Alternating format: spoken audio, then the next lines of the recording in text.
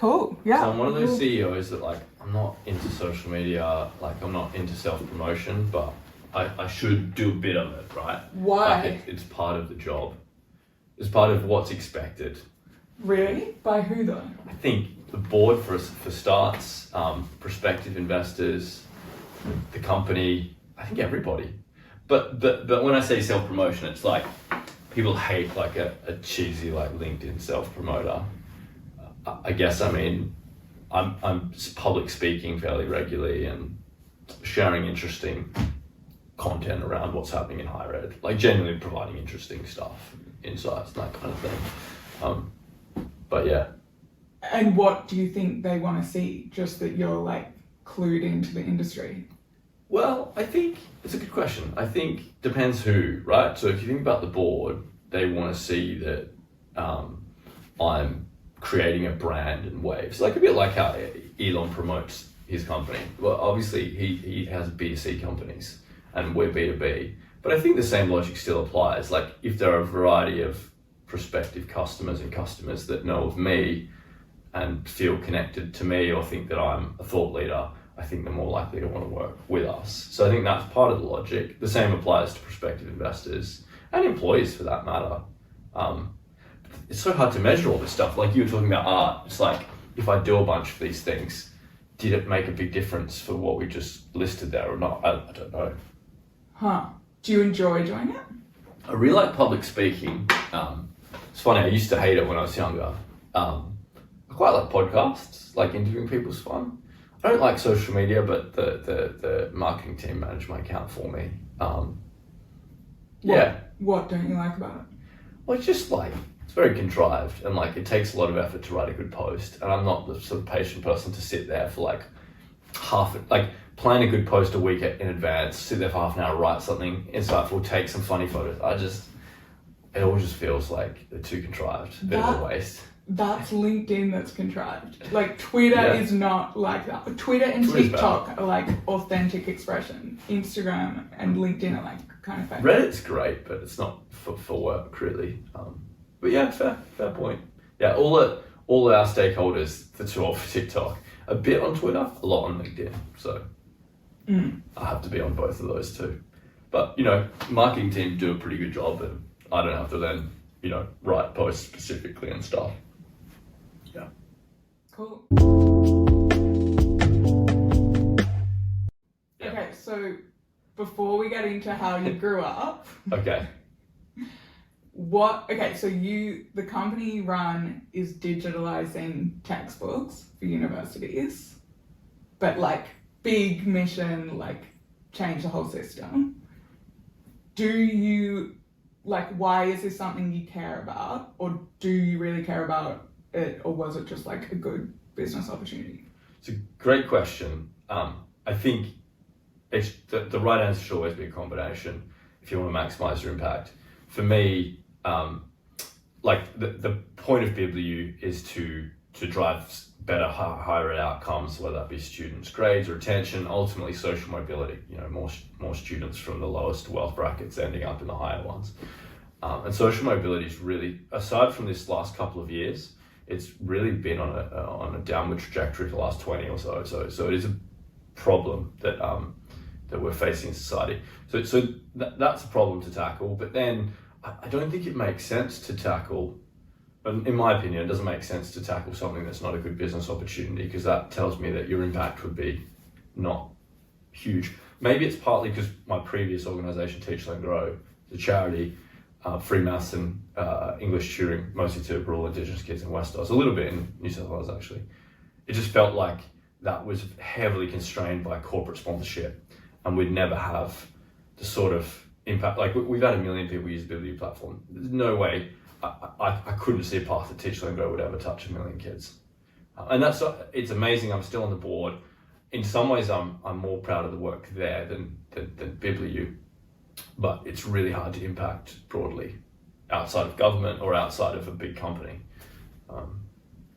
Interesting. Okay, so you are focused on impact, and it's just like business, that the free market system, whatever, is the best way to achieve impact. And government, I think they're both really good. Well, if you're leading the government, I think civil service is a waste of time. Yeah, exactly right. Like I wouldn't have done oil tech. It didn't have to be ed tech. And maybe I would have done some less impactful sector if I'd thought of a good concept there. But yeah, I feel like I lean to impact businesses for sure. I mean, I started a charity first, then an ed tech company, so for sure. It makes it easy to motivate. I mean, I'm 8 years in. I think if you're in oil tech, like, why would you be there for year 9? If you've made a bit of money, right? It's like, what's the point? I guess if you love it.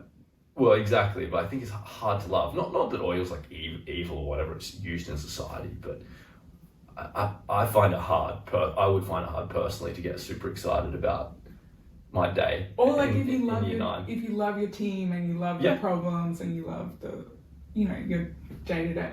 That's definitely motivating as well. But I feel like the purpose of your work is important too. Yeah.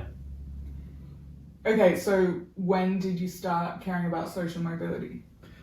And how is that measured, like, over the last 20 years? Yeah, good question. Well, normally you just measure it. You take kids coming through the schooling systems and you break them into the 4 wealth quartiles, the wealth of their parents, obviously.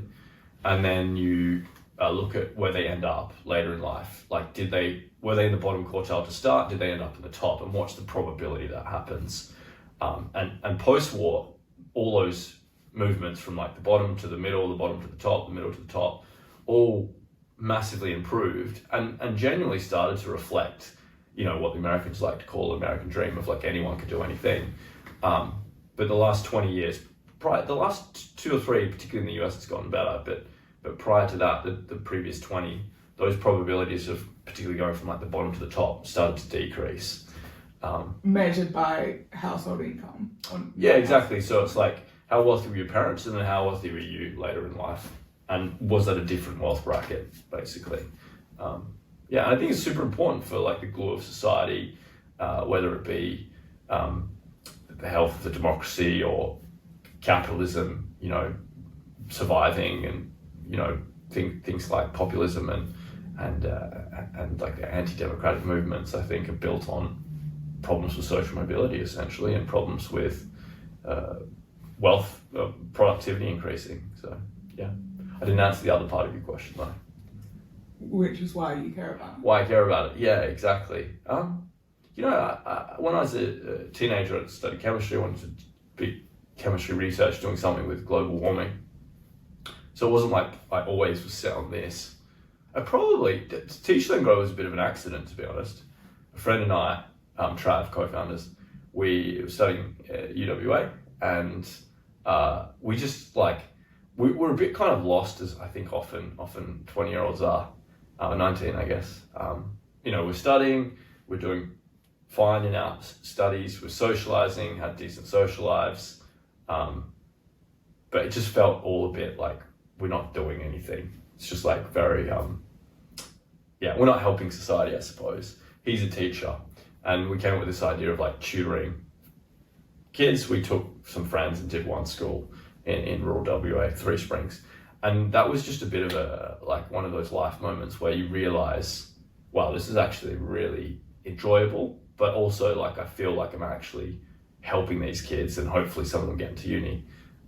We actually just had the first Teach Then Grow children make it into uni and then join the organization as adult volunteers, which is cool. But yeah, I think that was the moment. Yeah.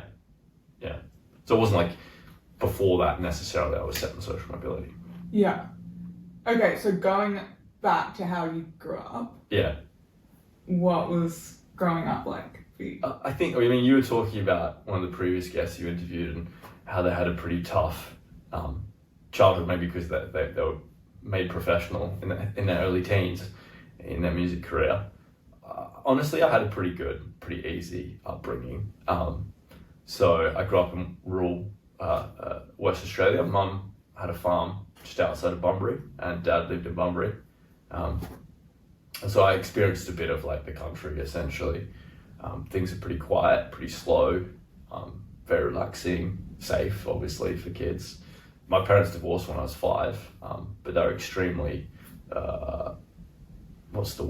extremely focused on us. So compared to some of my friends whose parents would just fight each other constantly and use the kids as like means to get at the other. They didn't really do that. So very lucky in that respect. And it gave us like two very different worlds between mum and dad's.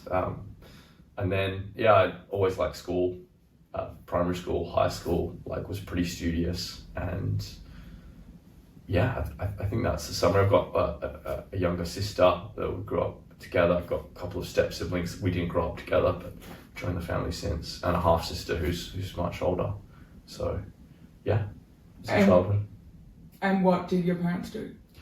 Both of them started off as lecturers, Edith Cowan University, and then mum went on to, dad retired when I was quite young. He's 80 now, so he's quite old. But mum went on to create her own business doing private mental health counselling training, so training other people to be mental health counsellors. And it's funny because I never really thought about business as a kid or entrepreneurship, but I think, you know, those things that kind of are in the back of your mind subconsciously, I think all this entrepreneurship was definitely heavily motivated by mum, but never felt actively motivated. But looking back, it kind of is clear that she was a good role model for that. Obviously looked up to her. She was, you know, single mum, leaves her university job, she did the job and the business file, and eventually left the university job. So it's all very impressive. I don't know how you juggle all that, to be honest. Yeah, it's hard enough as like a 20-year-old with no strings. So. Did they both grow up in Bunbury? No, so they both grew up in Perth. Mum, the daughter of an Italian immigrant, and dad, just Subiaco, pretty like, pretty standard part of Perth. Yeah, and they moved out just before we were born. They wanted a country sea change, so yeah. And what were their values, or what are their values? It's a good question. Both of them are quite left-leaning in different elements. Dad's like really into the environmental movement. Mum's into like alternative therapies and health stuff, and both of them feel pretty strongly about things like social mobility and stuff like that, and government intervention. So pretty left, and I think myself politically, generally as you grow up, you're aligned with parents. I think there's pretty strong evidence that like the main driver of your political views are your parents' views, which is kind of it is what it is. Anyway, I swung much further to the right, I think, in my late teens, and now I'm more centrist now, I think. But that clearly impacted me as well. Huh. In what way did you swing to the right? Well, I think part of it's obviously rebellion, that like if your parents have very strong particular beliefs, political or not, when you're exposed to the entire world, you start to question those beliefs, and question like why they have them, why they're different from everyone else, do they make sense? So I think there was a lot of that, but also actually a lot of it was to do with starting Teach, Learn, Grow, and then just realizing from an entrepreneurial perspective, like generally the more the government gets involved with companies and charities, the worse things are in terms of whether it's like the complexity of the tax system is a complete nightmare. And Australia and the UK are relatively good by world standards, I think, but it should be much simpler. You shouldn't need accountants to help with tax. It should be like super simple, pulled out of your bank account or the company's bank accounts. And that's just one example, but like bumping into regulations obviously was a big kind of, I think the government should be small. I feel passionately like the government should be involved in health and education extensively, but should be small and not like, not constrain companies and entrepreneurship and individual liberties, I guess. And then getting a little older in my 20s, I suppose I started to come around a bit more to the need for the government to tackle social mobility through probably taxation, education, health. So I think the government has a role. I just think it does many things badly, and often it's too big in areas that it shouldn't be. For instance, there's this digital catapult thing not far from here. It's this top story building that must cost tens of millions. It's largely empty. They hold a few talks there, fully funded by the government. They say they're helping startups. I question why they do. We used the space briefly and they kicked us out for having too many people. just stuff like that. It's like, what they should just get the money, give it to a VC, get the money to the companies if they want to do that, or just not spend the money. It just feels like an awful use of taxpayer money. Put it into schools. It's those kind of adjacent government programs that I'm very skeptical of. Yeah. Okay, so your parents were more like, the government's great, the government shoved more control, and you became like... Yeah. Not like they do like liberty in certain ways, as does everyone. But yeah, I think they like a lot of government intervention for sure. But they also valued hard work, I'm assuming, based on what you said about your mum. Yeah, absolutely. Mum particularly just works relentlessly. Dad obviously had retired, so again, just this different world of like dad living a pretty relaxed life and wanting to enjoy a slow life. He worked hard when he was younger, of course. And then mum just like relentlessly working. So interesting combination. And what was it that they wanted for you? I don't know exactly. I mean, they're academically oriented. They wanted us to go to university, there's no question. They never particularly pushed a particular career or goal. Economic independence, like, they weren't the sort that were like, go do like artistic stuff, don't worry about money. It wasn't like that. But other than like find a career that you can sustain yourself, they didn't seem to care too much. I dropped out of Oxford and the Rhodes Scholarship that I had there. You can't really drop out of the scholarship, you have it, but dropped out of Oxford anyway. I think mum found that quite difficult.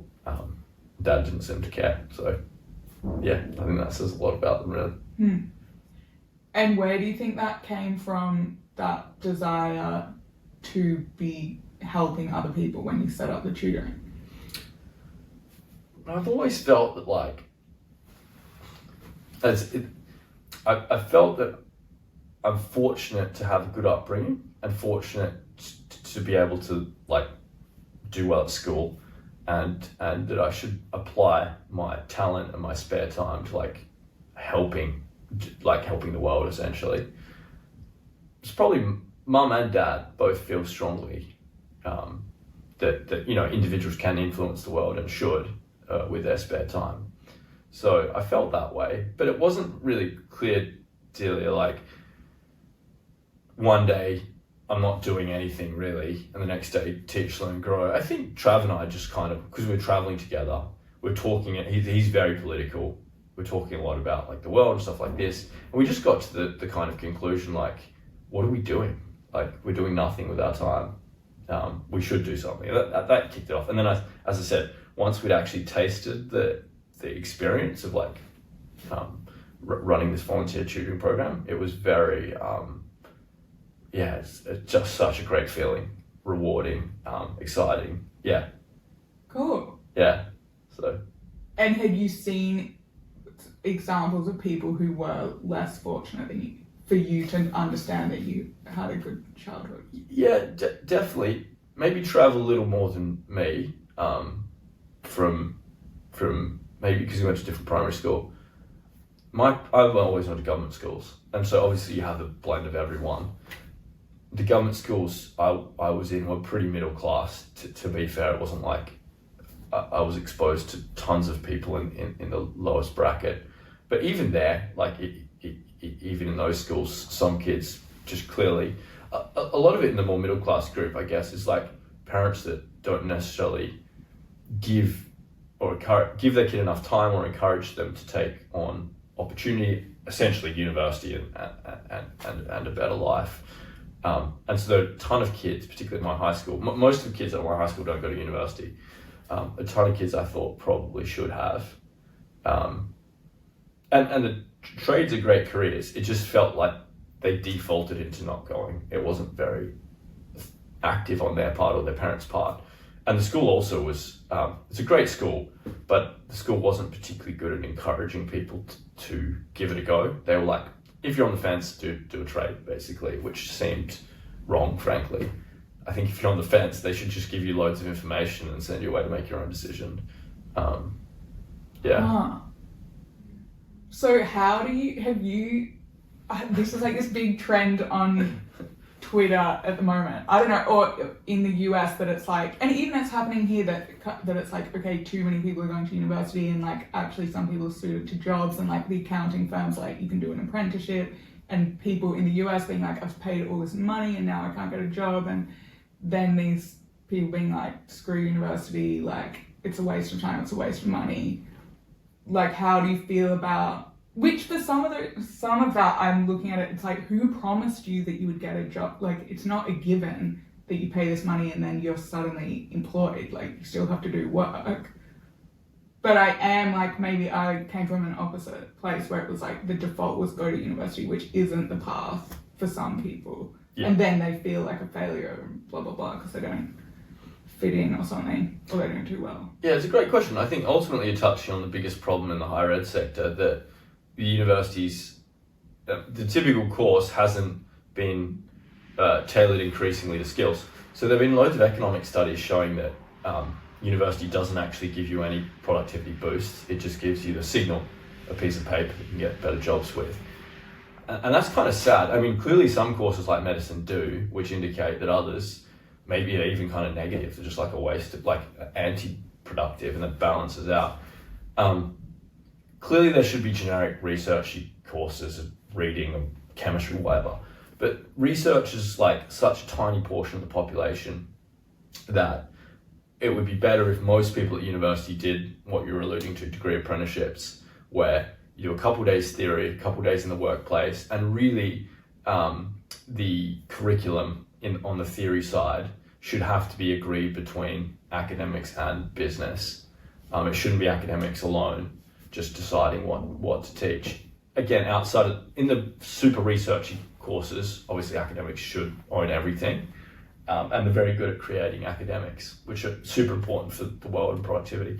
It's just that's like 1% or less of society, right, works in research, whereas you've got this whole system essentially training people as if they're all going into PhDs.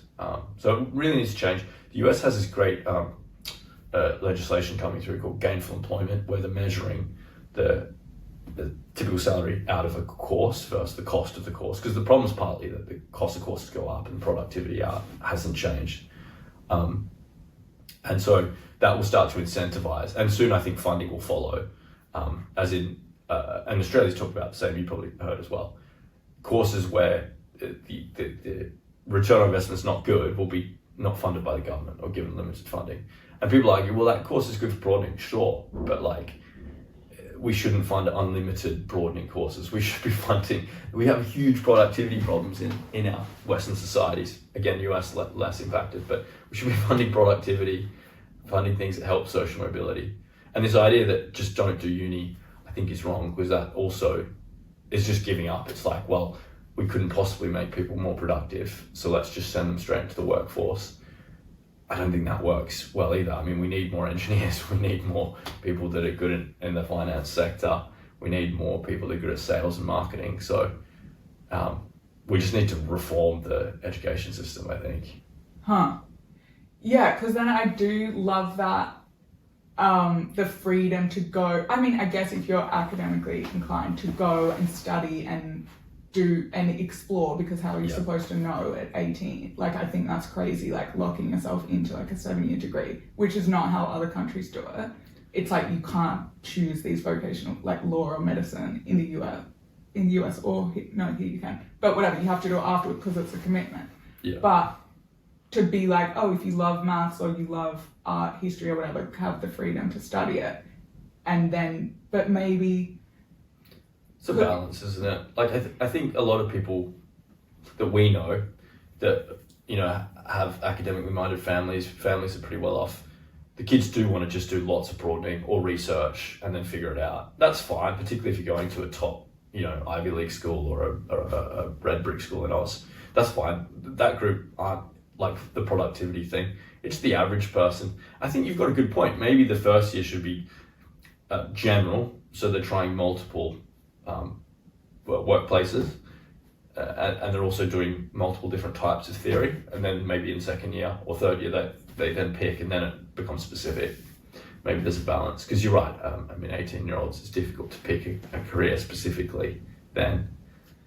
But 4 years of general stuff isn't good either for the average person. Okay. And I think the average person agrees with that. Okay, yeah. And so it's like, it's a great privilege to be able to go to like an Ivy League and study whatever, and then know that and also not care. Like you and I did chemistry, you did maths. We were just like, we'll get a job at the end. We like had that confidence, we were smart, we're going to good universities. That's not true for the average person. They're like, I genuinely just want to have a better job than my dad had or whatever. You know? Yeah.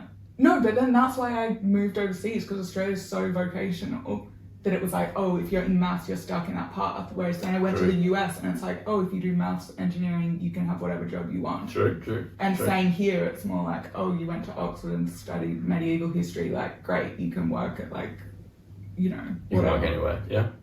But again, yeah, I guess that's like a small... It's just this tiny segment of like super smart kids from good schools.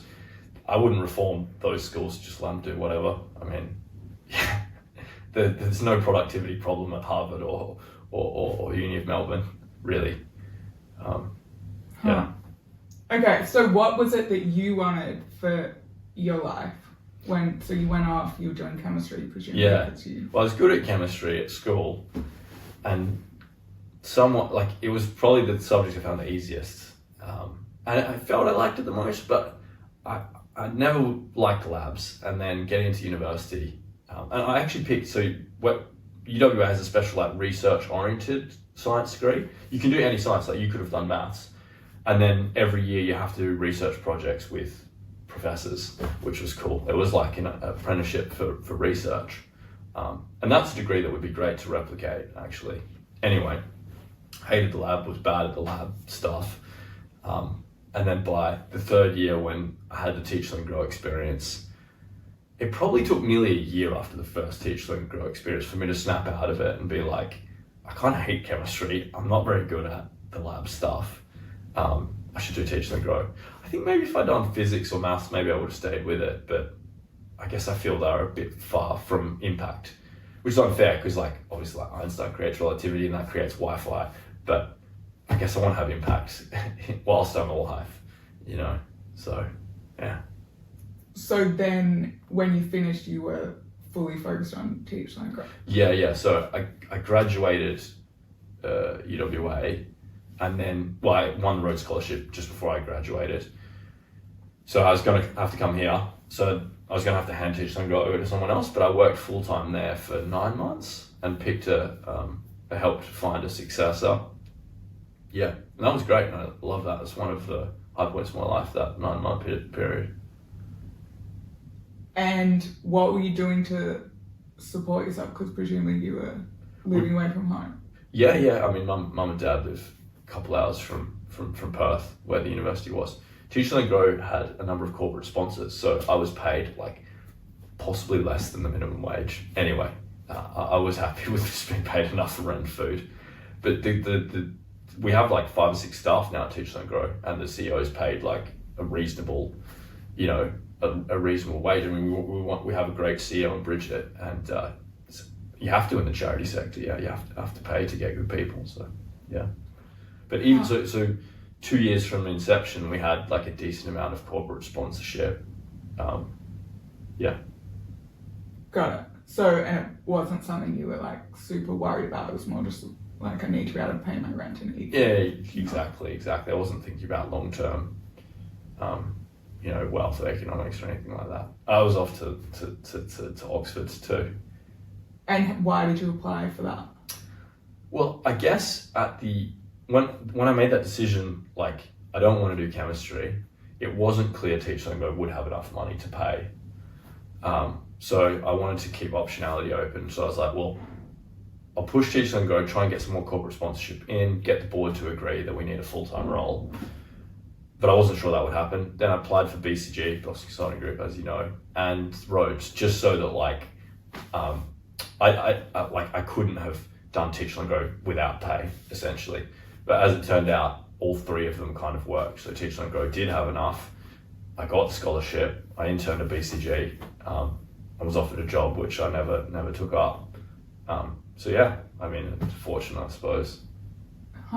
And what's your So was your attitude at this point like you're just curious and want to follow what you're interested in and not too worried about choosing the right path or being rejected or?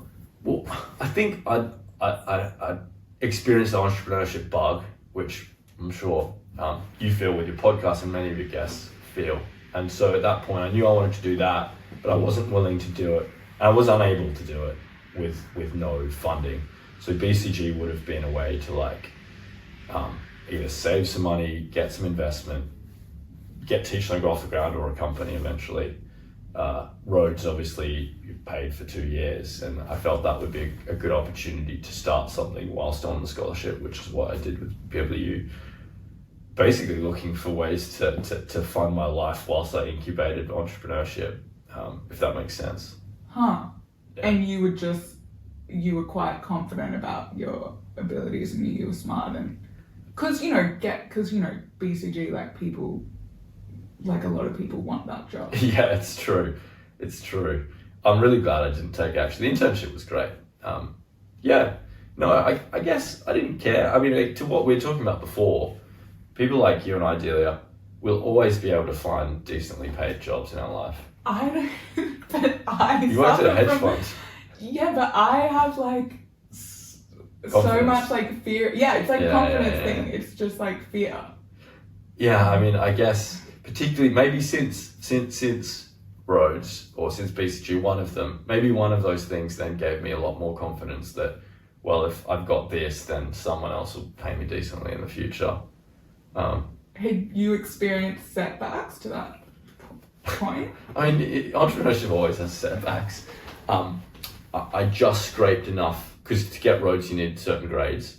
I just scraped enough in my 3rd year to meet the threshold, got the thing, and didn't get the right grades in the 4th year, but they can't retract it and it's not tied to 4th year. So that felt stressful, definitely. And the grades were suffering largely because Teach Learn Grow was taking a huge amount of time. And I was losing interest in chemistry too. Otherwise, I had a challenging breakup. That's obviously difficult. And I found moving to Perth, I thought it was easy, but I think I did struggle a bit moving to Perth. But pretty minor stuff, yeah. Not big setbacks, honestly. Huh. So you just kind of did things you were good at and you enjoyed and... Yeah. Yeah. Okay. And happy social life, just all... Yeah, I mean, I feel like I've always... I think I struggled a bit romantically. I was a bit of a late developer. My first kiss was I was 17. Anyway, late developer, so I struggled a bit there, but I'm married and I've had great relationships in my life before the marriage, so I kind of figured that out in my 20s. But socially, I always had friends, and I always felt that if I wanted more time with friends, I could just bring that on. But often in life, I've done more of the opposite of less friends, less social time to focus on work stuff. But I'm pretty social. I like to spend a good amount of time with friends a week, at least 1 or 2 evenings. So yeah, it's important. It's good for your health, and it makes you happy. Cool. I'm you're just such a balanced person. Well, I don't know. I don't think anyone's perfectly balanced, to be honest. But yeah, thank you. That's kind. Okay, so then you went to Oxford. Yeah. And how's that? It was great, and I always knew that I would use I didn't care about the study. I really didn't want to do more study. You can't really turn it down, but also it felt like a great opportunity to incubate a business. And like I said, one of the main learnings of Teach Learn Grow was because it's not a business and I'm not running the government, I have really limited ability to impact a large group of people. I mean, some charities have, so it's just really, really hard. And so I wanted to do the business, incorporated it the week I arrived in Oxford, came up with a rough idea on the way to Oxford. We did the Trans-Siberian train, the Rhodes Scholars together, which was cool, the Aussies. And yeah, through that period at Oxford, socialised heaps, because it was finally I had a break from Teach Learn Grow. It's the only window I've had in my life since 19 where I haven't had an organization I'm responsible for. So it felt like a holiday in a sense. Traveled a lot, socialized a lot, got in trouble for not turning up to tutorials and that kind of thing. Obviously, eventually dropped out.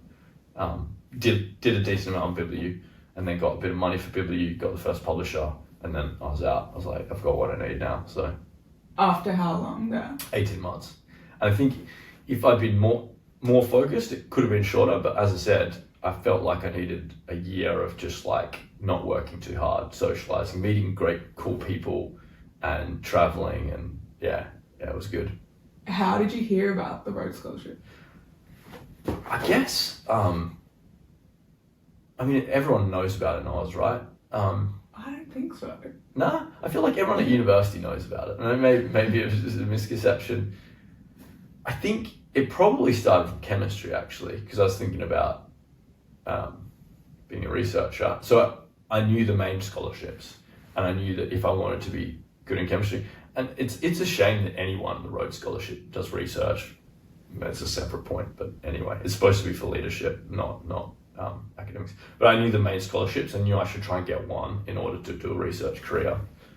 So yeah, and there was a Fogarty scholar, like I had a scholarship for undergrad as well, who I knew quite well. She was also chemistry, a bit more biochemistry. She got it the year before me. So maybe that was a bit of a thing as well, of like, oh, you know, like she's got it, she's awesome, maybe I should try. Yeah. Do you have to play sport as well? Yeah, so it's interesting to if you're interested, you can read his will, Cecil's will, and it's quite specific about what he wants. It's like supposed to be 25% academic, first grade, like 80% is the idea for your studies, and then 25% leadership, 25% community. That generally gets blended in. That was teach, learn, grow for me, and a few other things, but mostly teach, learn, grow. And then 25% sport. I'm not great at sport. I've always played a bit of soccer. I really like mixed netball now. Apparently that was enough. Whereas in New South Wales, they often go for like really good rugby players. So the committee can kind of interpret that criteria as they want.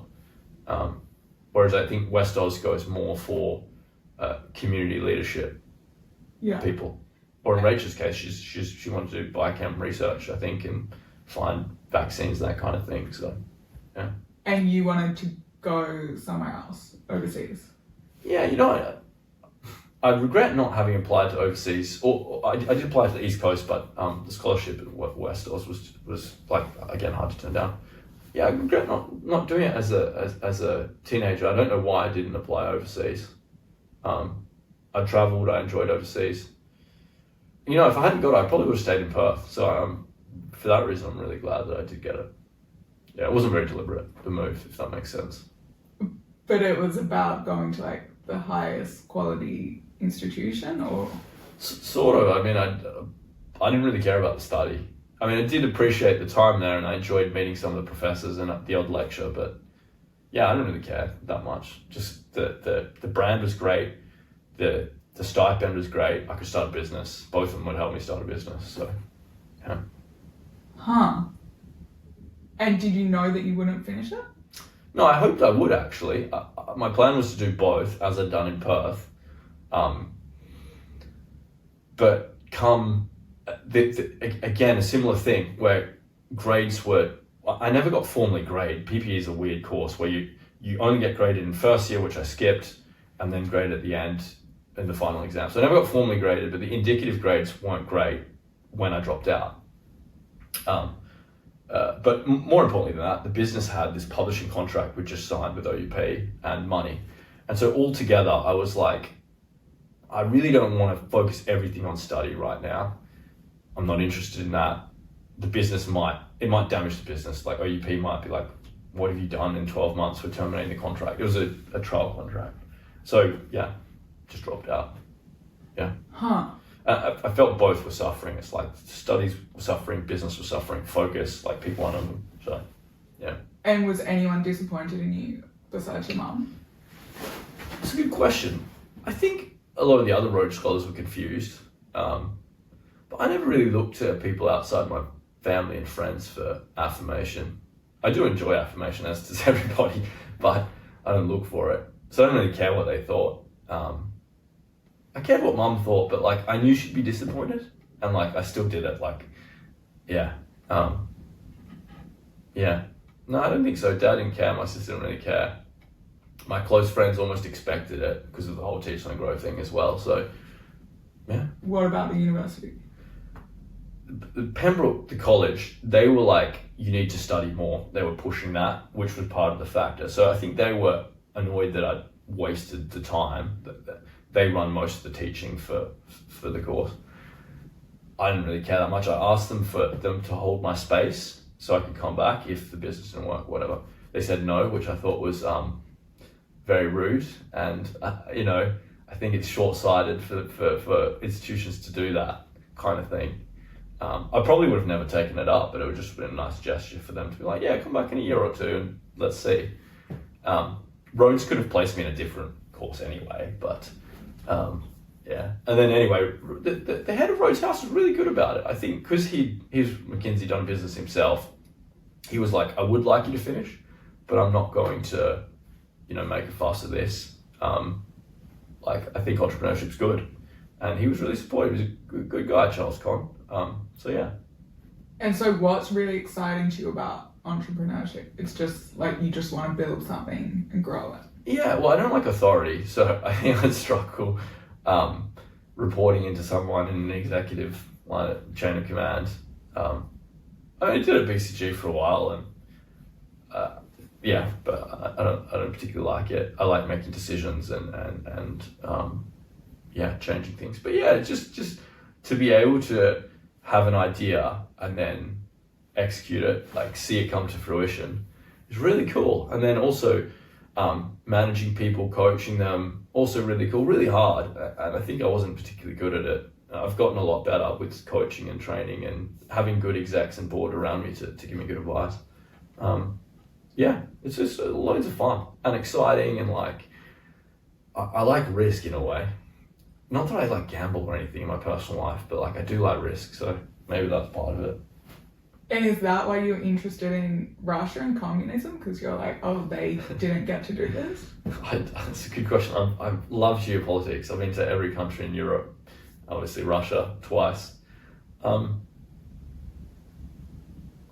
Why am I interested in communism? I obviously think communism's terrible and it killed more people than the Nazis. Both are very terrible ideologies. I suppose part of it is that a lot of people in the West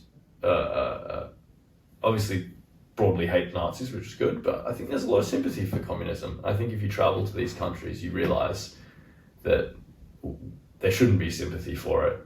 They've suffered a lot, and it's a system that just doesn't really work.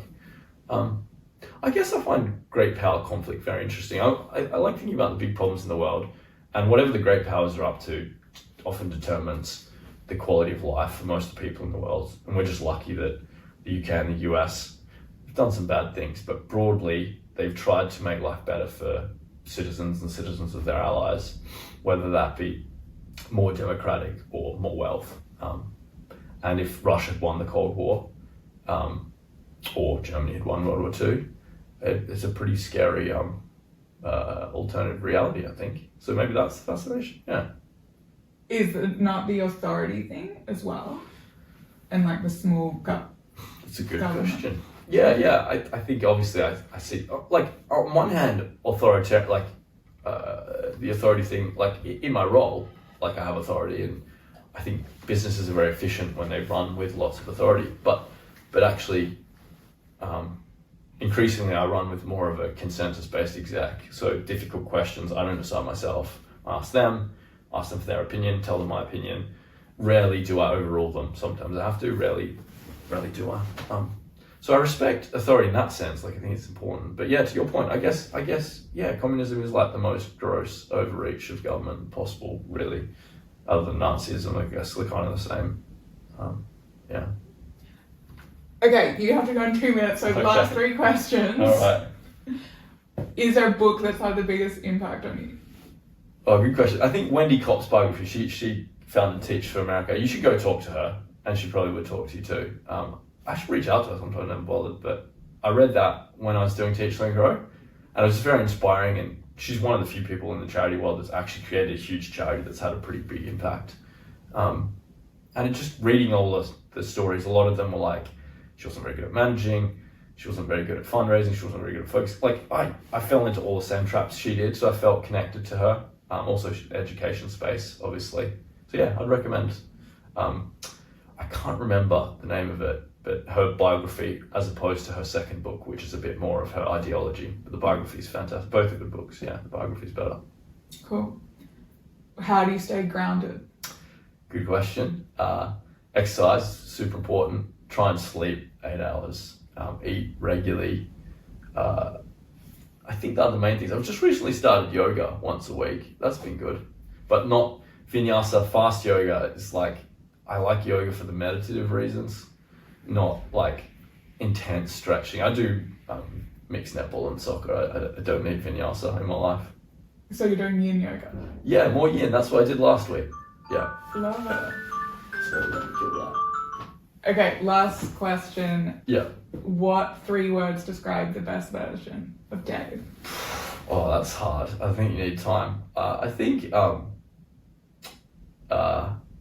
would go with like, it's probably not the word I'd pick. Relentless. Like when I focus on something, I just go after it. Relentless. Fun. I like to think that I enjoy fun, being lighthearted. Impactful, maybe. Yeah. If I had more time, I'd come up with better words. No, that's great. It's just the words for this moment. Okay. Thanks so much. Do you want to say anything about BibliU? No, it's fine. I mean, anyone interested, you can go to our website. We work with universities largely in the UK and the US, so www.bibliu.com if you're interested. Cool. Thanks. Thanks, Theo. That was fun. You're a good interviewer.